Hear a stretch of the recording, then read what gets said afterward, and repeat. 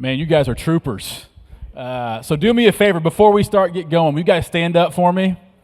We're going to pretend like it's Little League Baseball or Little League Softball, stretch out a little bit, do a trunk rotation, some windmills. That is a long, you guys did much better than I did. So yeah, stretch out a little bit. Look at your neighbor, say thanks for staying, thanks for hanging out.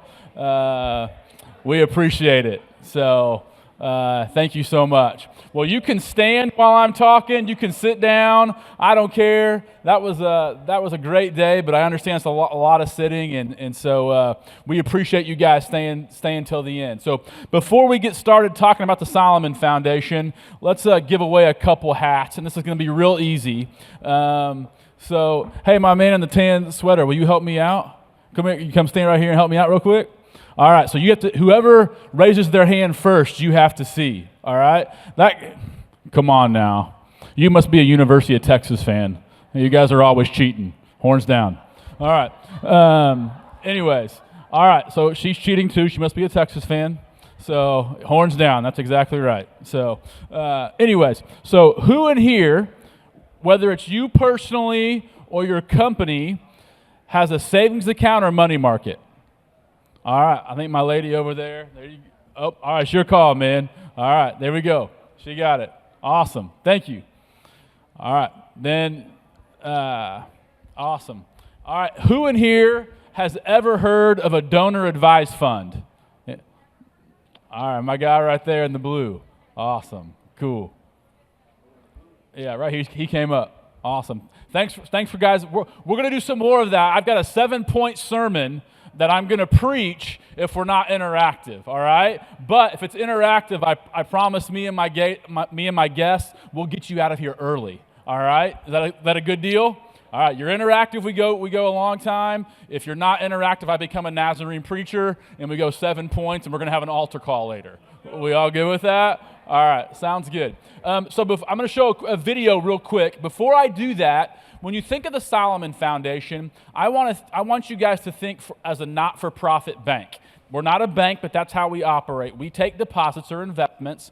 We're going to pay you 2 or 3% more than your local bank or credit union, and we only make loans to churches, Christian schools and colleges, and Christian ministries. So you know that your treasure is going to build the kingdom, right?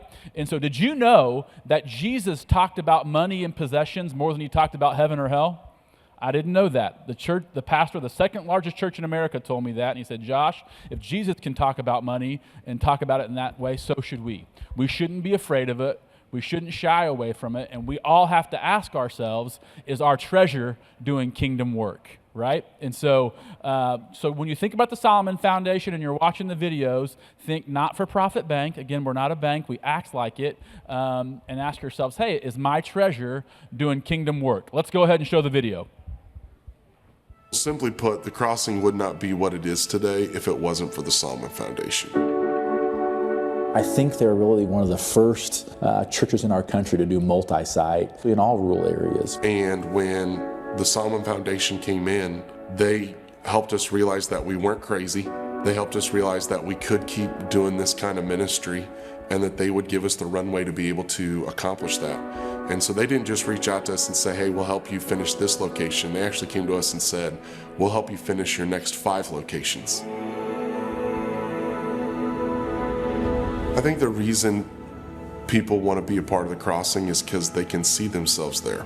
When you walk in, you see people that look like you, that are struggling like you, who are trying to figure things out like you. Everybody wants to do better and be better, not just for themselves and their family, but for Christ and his kingdom. And it's enough of an environment that has the truth to tell you that you're probably not doing what you should do, but the grace to help you get there. And I think when people walk into a place that's real and honest about the struggles of life, it's hard not to want to be a part of that.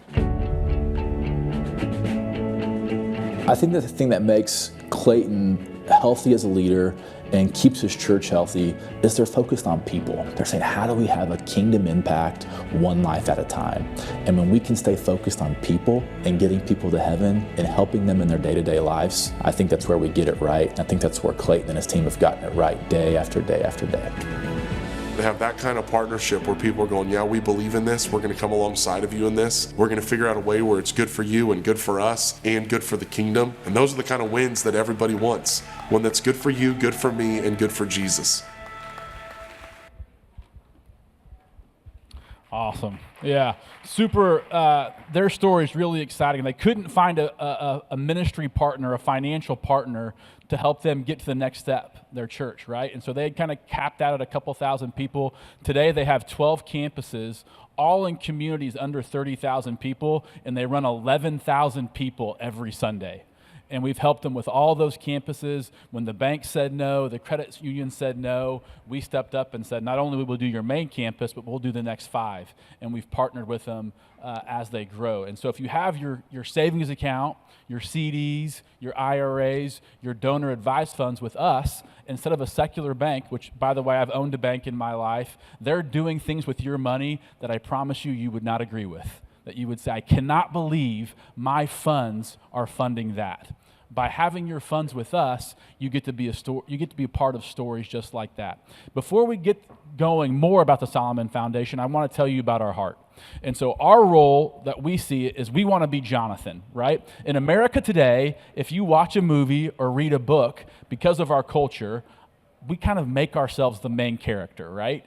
We say, hey, we put ourselves in the main character spot. We don't want to be David. We want to be Jonathan.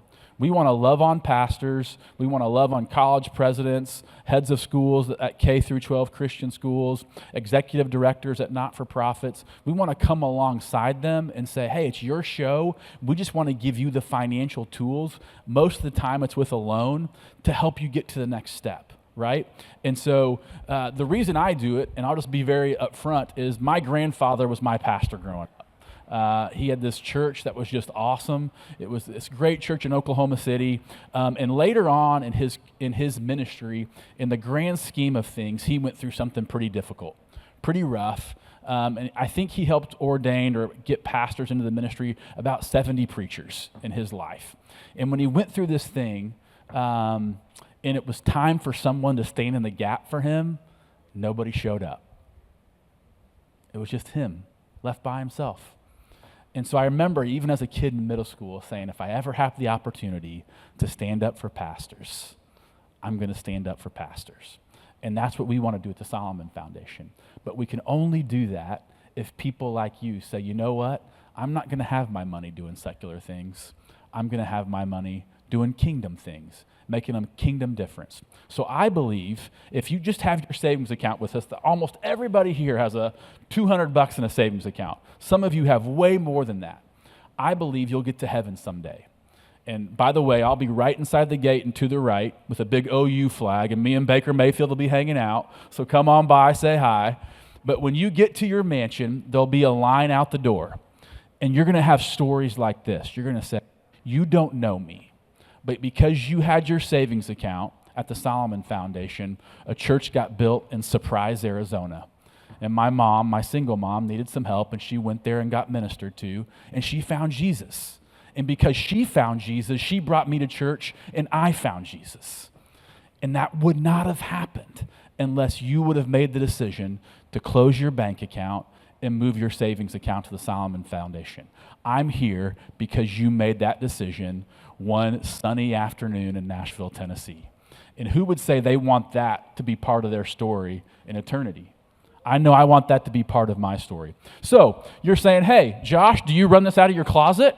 How does this happen? What does this do? Let's go through a little bit about the Solomon Foundation, and then we'll bring up some partners, and we'll get you guys out of here early. All right? So here are our core values, right? Core value number 1 is honor God. Who can say their bank or credit union, that's their number 1 value? Can anybody say that? I don't think very many financial institutions in America say, hey, our number 1 value isn't the return of shareholder wealth. Usually their second core value is the return of shareholder wealth. Can anybody guess what their third core value is? The return of shareholder wealth. That is exactly correct, right? Our number 1 core value is to honor God. Number 2 is to help people come to know Jesus Christ. Any other financial institution in America that does savings accounts, IRAs, donor advised funds, 403Bs, is that their second core value? Anyone remember most of their second core values? The return of shareholder wealth, right? Our third core value is to help investors, or I want you to hear depositors, because it's not in the stock market, it's just a savings account or CD or IRA, to get a great return on their investment. Number 4, just like Clayton and the Crossing, it's to help churches get to the next step. And number 5 is to have a little fun while we do it, right? Who wants to show up to work or have a ministry partner and go, wow, that is really boring, right? We got to have fun with what we do every day. All right, so some different ways to partner. All right, we do CDs, or what we call time certificates. All right, we do no-term accounts. We do IRAs. Let's ask this question one more time. Who in here has heard of donor-advised funds? Almost everybody in here. Man, do I have an opportunity for y'all. All right, so we are regulated by every state's securities division. So every year I have to get my financials audited, and then I get the pleasure of turning in those audited financials to all 50 state securities commissioners. Do you think the securities commissioner in California is the same as the guy in Texas and Florida? I can promise you they are not, all right? And so one of the things the securities commissioner tells me I have to do is I have to keep 5% of the equity of our total assets on our balance sheet. Well, guess what? A donor advised fund counts as equity. So I'm just going to use a round number. Let's just say you have $1 million DAF somewhere. You and your family members, if you pool your money, you have $1 million in your donor advised fund. Because that counts as equity, that $1 million allows us to make $20 million worth of church loans all across America. Where can you today put $1 million somewhere and turn it into $20 million for the kingdom? Anybody else have any idea where you can do that at? Because we don't. We think we're the only ones in the country who can do that. And by the way, we think we're the only free donor advised fund in the country. We don't charge you a dime. There's not a single fee for you guys to have your donor advised fund with us. So if you have it at NCF or the Signatory or the Waterstone or at a community foundation and you're paying 1 to 2%, you can do it with us and it's totally free.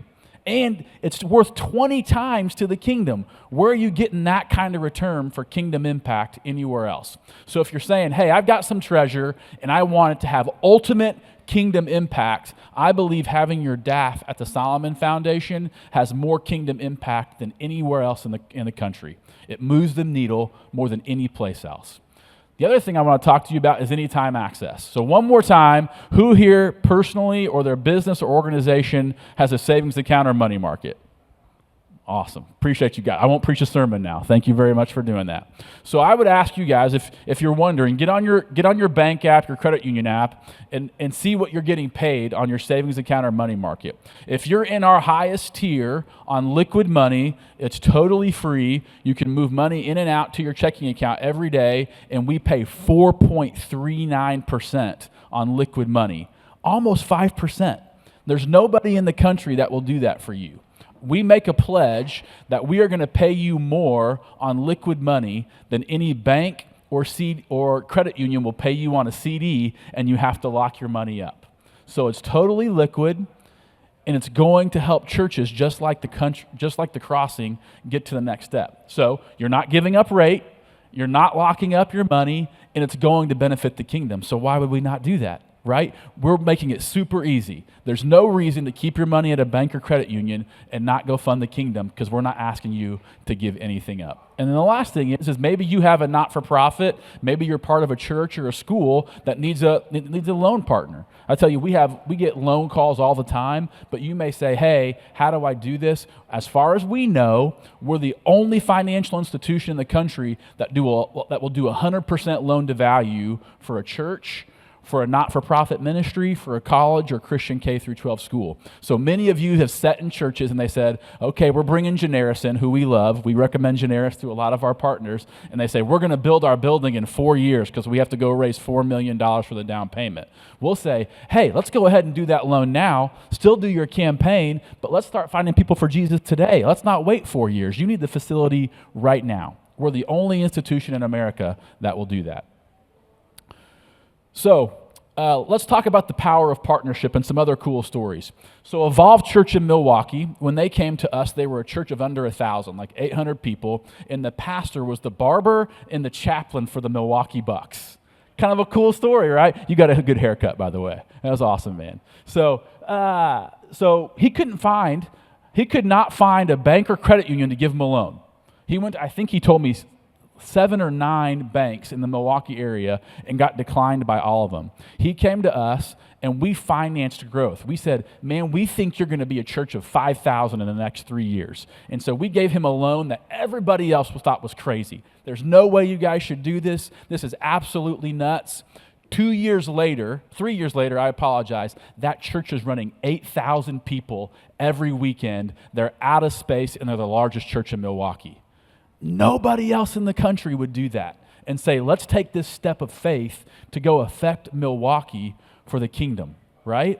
And so it's a really cool story. I was just up there in January. Now we're looking at a campus because he's out of space. We didn't build it big enough. He was a church of 800 people. He's now a church of 8,000 3 years later, and we didn't build the building big enough, right? What a cool story that you get to be a part of just by doing something with us instead of doing it at your local bank or credit union. The Crossing is the church that you just saw. They have 12 campuses all across Illinois and Missouri, all in small rural towns, running 11,000 people every weekend, making a difference for Christ. And again, that story doesn't happen if people like you don't say, hey, I want my treasure to have a kingdom impact. And our last story before we bring our partner up, who here has heard of Christ Church of the Valley? Anybody? So we were founded in the green room of CCV 15 years ago. Don Wilson and Doug Crozier and Barry Cameron founded the Solomon Foundation in CCV's green room, and they've been a great partner. They've not needed a bunch of loans, but we've been counselors back and forth with each other. Today, they have 20 campuses and run 65,000 people every weekend. 65,000 people. So again, if you're a depositor or an investor at the Solomon Foundation, you're part of that story. They baptized 7,000 kids at summer camp this summer. 7,000! Who wants to be part of that story? Through TSF, you get to be part of that story just by doing something with us that you're already doing at another financial institution. So anyways, we've gone really quick. I'm going to keep my word. We're going to get our guests up here. So would you please help me welcome Dr. Frank Weller. He is the president of Great Lakes Christian College in Lansing, Michigan. And Dr. Paul Alexander, who is the president of Hope International in Southern California. Thanks, guys. Have a seat. Awesome. So both of these institutions, I thought it was kind of appropriate being on Trevecca Nazarene's campus that we would invite 2 college presidents to tell their story. They're both great ministry partners with us and are making a kingdom impact in their part of the world. And so we're going to give them the opportunity to tell their stories a little bit. But Dr. Weller, would it be fair to say that when you inherited Great Lakes Christian College, it was in a little bit of a hole, had a little hair on it? Is that fair? Yeah, that's really fair. I've been president now. It'll be 4 years in July. And when I came to GLCC, I started in June. A committee sat me down in April, and they said, by the end of May, you will have no cash. By the end of May, your line of credit will be maxed out. You need to find $500,000 to pay the staff this summer, or you will not open in the fall. Welcome to the presidency. And I went home and told my wife I might have the shortest presidency in the history of presidencies. Yeah, so a little bit of a hair, a little bit of hair, a little bit of a hole. Man, tell us just your story on how you dug out of that hole. You got to be the hero. I mean, on your university, you're the hero. And tell us a little bit about that story and maybe how TSF, somewhere in there, how we were a partner and we got to come alongside you and be Jonathan and cheer you on and help you dig out of that hole. Sure. Well, listen, I tell people that we're here today because God is good, people are generous, and we've worked really hard. The year I arrived, we were expected to lose $600,000 on a $4.3 million budget, and that just wasn't sustainable. And so, we just went to work. I mean, I put 27,000 miles on my Subaru and flew to 9 states, met a lot of people. We donations increased by 140%, and just because people have been generous. But I tell you, we could not have done that without TSF because we just didn't have the margin. You have to invest that time before you begin to see the return on that investment. And so TSF came alongside of us and they said, listen, we're gonna move your line of credit to long-term debt, and we're gonna give you another line of credit so that you can deal with your lumpy income. We get income at different times, but it's not steady income. And so without TSF's partnership, we would have closed. 81 small privates have closed in the last few years in America, and 16, just in 2024, 16 faith-based private colleges. Just this year, Trinity Christian in Palos Heights, Illinois, they're closing. Lourdes is closing. They're in Toledo. Santa Heights University is closing in Adrian, Michigan. Our schools, I tell people that the small privates are an endangered species. Faith-based small privates are critically endangered. And we would be on that list were it not for the Solomon Foundation. Yeah, that's awesome, man. Can you tell us a little bit about the gift leaseback process? And we didn't talk about that much, but can you just kind of tell them, what was going through the board's mind during that time and what that's meant for your growth and to free up cash flow and kind of about that journey a little bit? Sure. Well, in 2016, so this is before I was president and before I was even on the board, the college faced an existential crisis because the bank decided to call our loans. Now, we had never been late on a payment. We had never missed a payment with the bank. But the bank got bought out by Comerica, and folks in Dallas, Texas said, get rid of these small, insignificant loans. And there was a covenant in our contract that got tripped because our enrollment dipped below that covenant. And so the bank took that as an opportunity to get rid of us. And we essentially had 60 days to find a way to pay off all those loans, and it just wasn't going to happen. So what TSF did is they came alongside of us and they said, listen, if you will gift your property to us, we will pay off all of your indebtedness and then lease it back to you at about half the cost of what you were paying for your mortgage. And so we were able to cut our cost for our property in half. We were able to get rid of the bank, and by the equity that we gifted to the Solomon Foundation, then they were able to use that equity, and because of the ratios that Josh explained just a few moments ago, they were able to loan out 20 times that equity to churches and parachurch organizations like ours that are growing. So really, what I experienced in 2022 when I became president is the second time really that TSF has come alongside of Great Lakes Christian College and enabled us to continue our mission to prepare students to be servant leaders. Yeah. So I'm not going to let you off that easy. So you really have done some incredible things, and because you're a humble guy, you don't brag on yourself much. But tell them just kind of some of the growth stories and enrollments and just discount rates and all those things that you've improved over your tenure. We're glad we played a small part, but that you did the heavy lifting, man. So brag on yourself a little bit. Well, thanks. You're really kind. The one part I didn't tell you, not only did they say, hey, by the way, you're broke. Shortly after that, so that was in April. In June, we got word from the Higher Learning Commission that we're going to be placed on probation. So our creditors essentially said, here's what they said: you don't have any money. Hey, great observation. We hadn't noticed. You don't have any money. You don't have any plan to get any money, so that your strategic plan is bad. And then they said, and if you did have money, we're not convinced you would know how to handle it. And so we were placed on probation with Higher Learning Commission. That was really rough. But over the course of the last 3 years, we've really worked hard to fix those concerns. Enrollment is declining all across America in our colleges, in all colleges, but particularly in small privates, liberal arts colleges, and Christian colleges. In that environment, since 2022, our enrollment has grown by 35%. So Now, here's why that matters. Because we're in an environment where 2/3 of churches are going to be looking for a new preacher in the next 20 years because pastors are just getting older. Where are those students going to come from? Where are those servant leaders? Where's the youth minister, the worship leader, the missionary going to come from?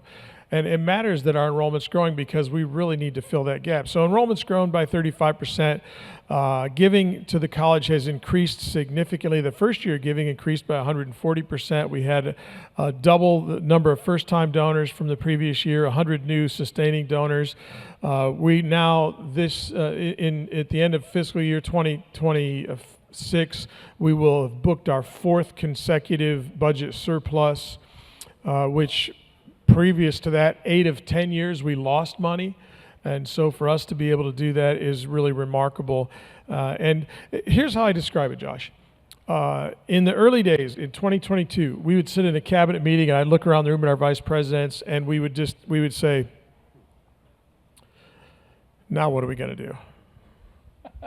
And today, in the same room, some different people, but the cabinet, we look at each other and we say, what are we going to do now? Yeah. And it's That's just a big awesome. difference. That's awesome. Thanks, man. We appreciate it. Dr. Alexander, so, I mean, it's kind of the same question, man. You inherited something in a hole, had some hair on it. Would that be fair to say? So, eerily similar stories in many, many ways. I've been at my institution for 33 years, taught for 16, then I've been in administration for the other 16, 17, and I became president right before COVID. So we were already bouncing along on, just fumes, and then COVID comes, and I'm a brand new president, and there are 3 of us in my area that were brand new presidents during COVID, so we felt especially blessed for that. So COVID comes, about a year into that, my mom and dad pass away a few months apart from each other.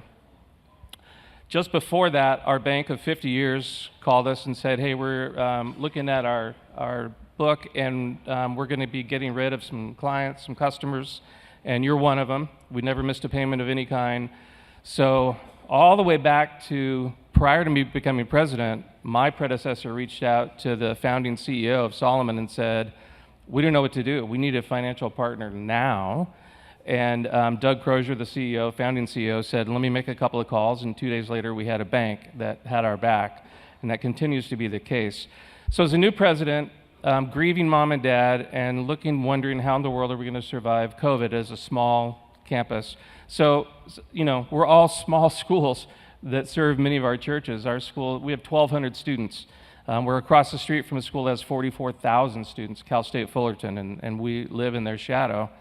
So the business model for small Christian colleges doesn't work well under about 2,000 students. I mean, we just need constant miraculous gifts to be able to supply everything we have to do.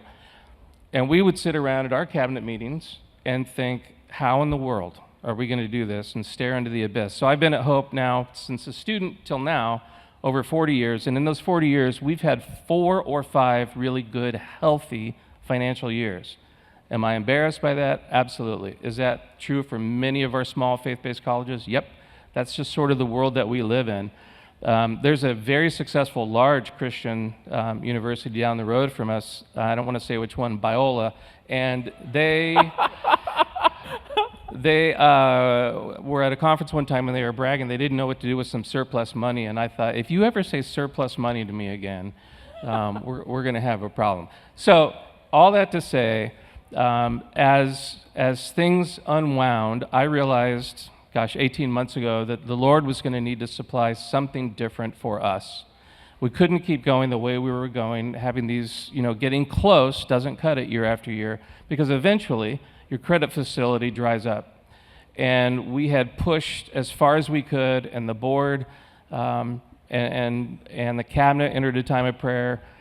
And literally in the middle of the night, one night 18 months ago, I woke up in the middle of the night and I said, I wonder if Solomon would do a different kind of gift leaseback for us, because the one thing we had going for us was our zip code, because on our little campus, each acre was worth over $5 million just because it's in Orange County. So we entered into this gift leaseback, and it allowed some other opportunities to do some creative kinds of things. And because of it, we have a lot less cash going out each month, an opportunity to raise some funds for scholarships. And the most important thing, I will brag, the most important thing during my presidential years is that we're giving full ride scholarships to young men and women that are going into ministry. Now, thank you. I'm very proud of that. And if you'd like to see me after, we can figure out how to pay for that. But we have seen an increase in young people. The Lord is moving among young people in the United States.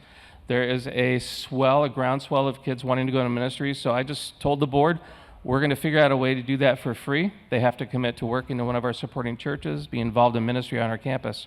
We couldn't have done something like that. I mean, that's a bold initiative. We couldn't have done it without a financial partner. You don't do relationship with a bank, you do relationship with the banker. And it's great when the banker is also your friend and a brother in the Lord. And, we got on planes to come here. I came from the scandalous land of California and, the upper Midwest, because we love these guys, and they have just been phenomenal partners. Yep.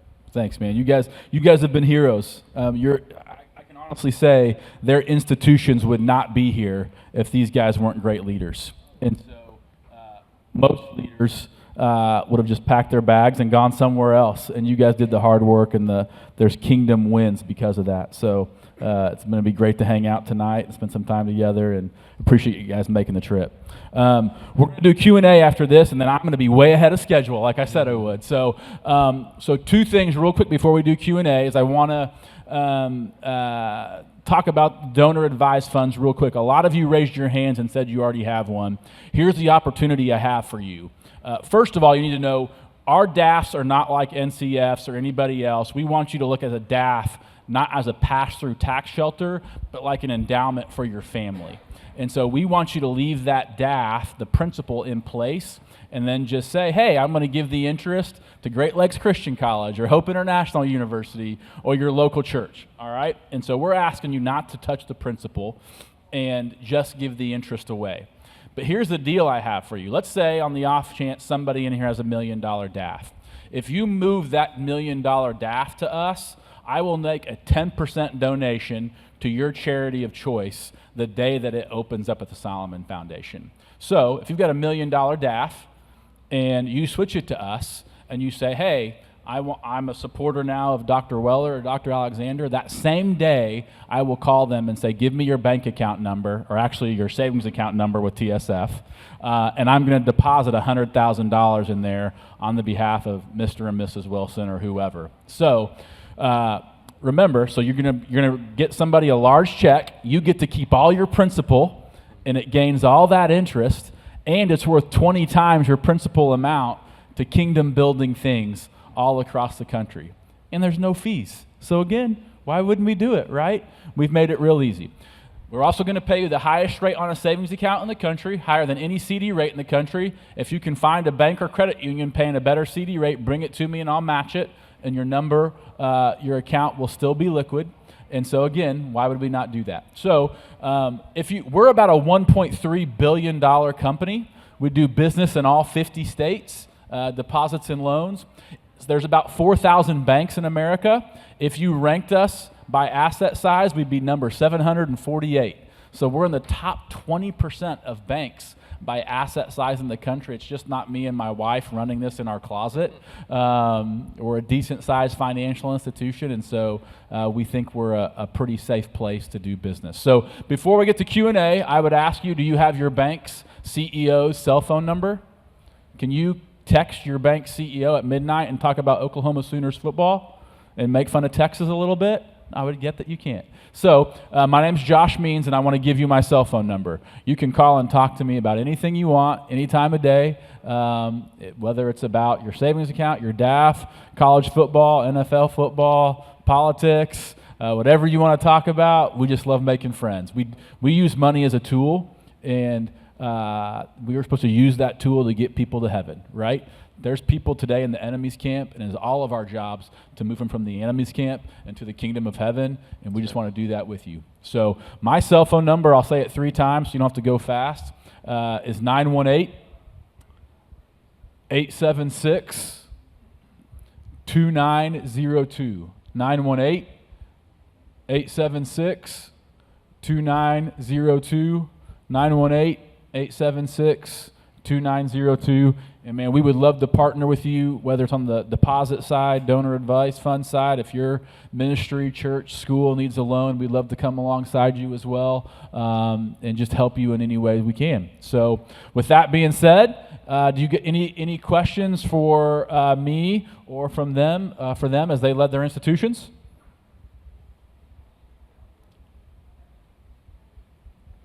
Going once. $1,000.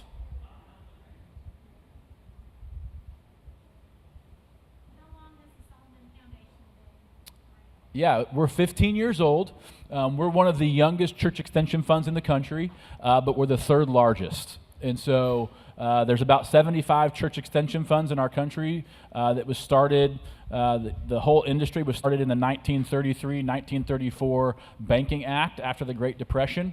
Since the 1930s, we've had a few financial crises, right? And there's been thousands of bank failures. There's only been 2 church extension funds that have ever failed. And so we're just a much safer business model in general than a bank or credit union, or definitely savings and loans. And so been around 15 years. And like I said, we're $1.3 billion in total assets and do business in all 50 states.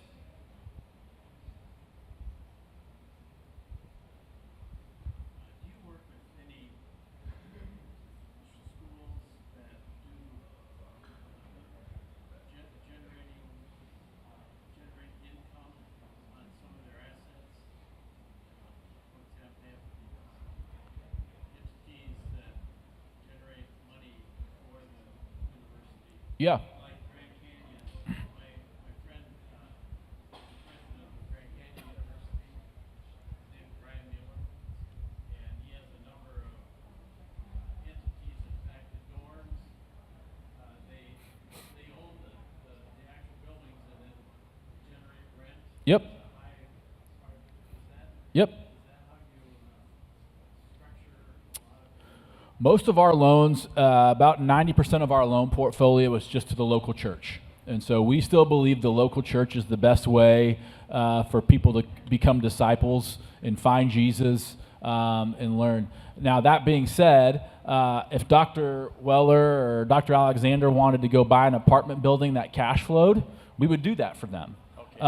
And so if there's a not-for-profit business ministry that helps support the mission, as long as it's owned by a Christian not-for-profit and it cash flows and it makes sense and the collateral supports that debt level, we would do that. The vast majority, though, of our we have about a little under $900 million in loans. So hopefully by the end of this year, we'll be at $1 billion in loans, and the vast majority of that's just to the local church.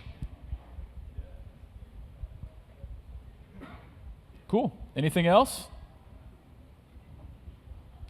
All right. Well, hey, we would love to partner with you guys. We would love for your treasure to do kingdom things. I think we're like 15, 20 minutes ahead of schedule, so I kept my word.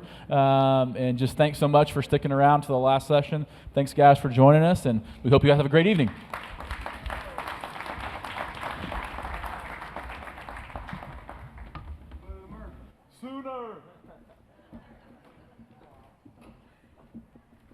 All right, how about that?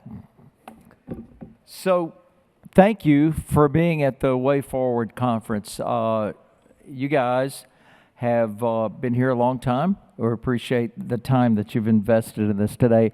And I hope you walk away feeling like that it was a worthwhile investment. That's certainly been the goal.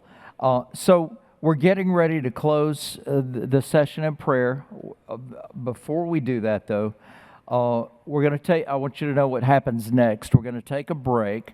There'll be an opportunity for you to connect with somebody real quick that you didn't get to earlier, a chance for the restroom or a phone call or whatever you need to do. Be back in the room and be back in your seat before 6 o'clock, and we're going to have dinner, and we'll get started with a final presentation from our friends here at Trevecca. But right now I want to introduce to you a leader that has had a tremendous impact on my life, and his name is Clint Lewis. He is the Executive Director of Partner Engagement for our organization, Hope Media Group. Clint?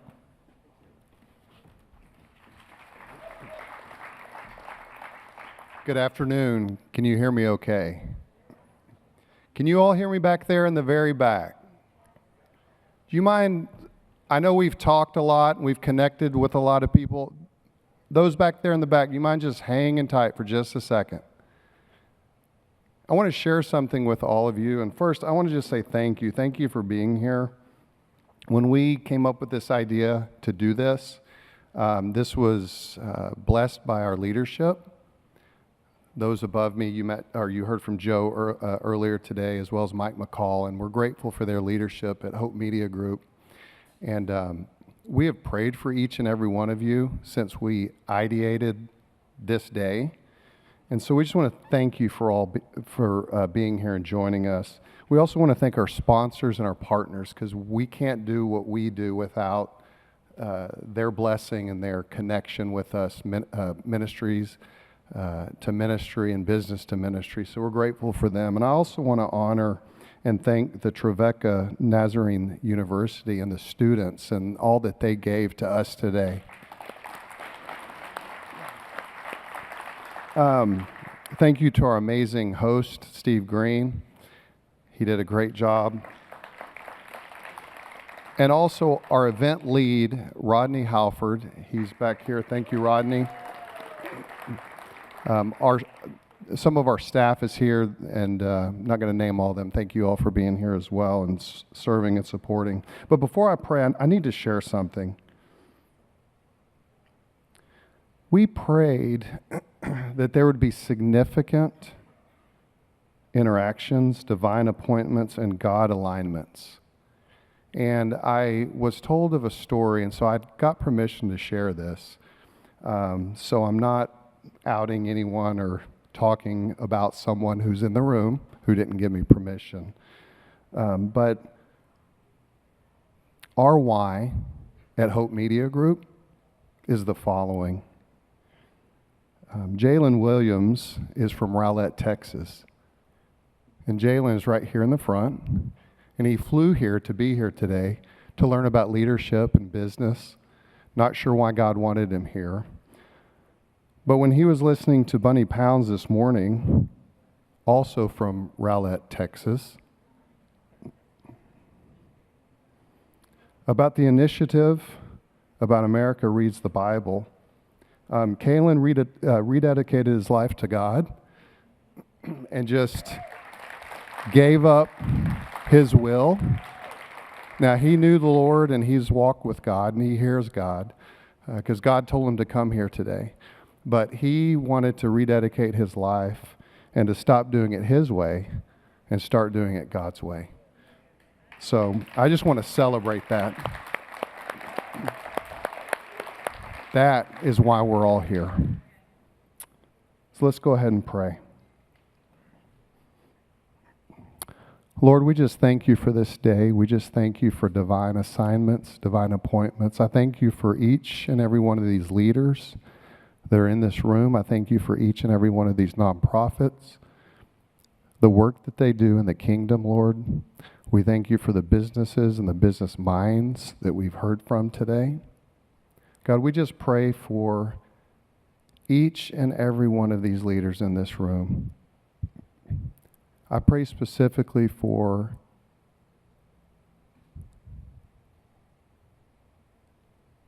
just continued wisdom. We pray for a supernatural increase in wisdom, knowledge. Lord, we just pray that over each and every person in this room. And God, I just pray this blessing over everyone that can hear my voice right now. May the Lord bless you and keep you. May the Lord shine his face on you and be gracious to you. May the Lord turn his face towards you and give you shalom peace. In Jesus' name, amen. Thank you for being here.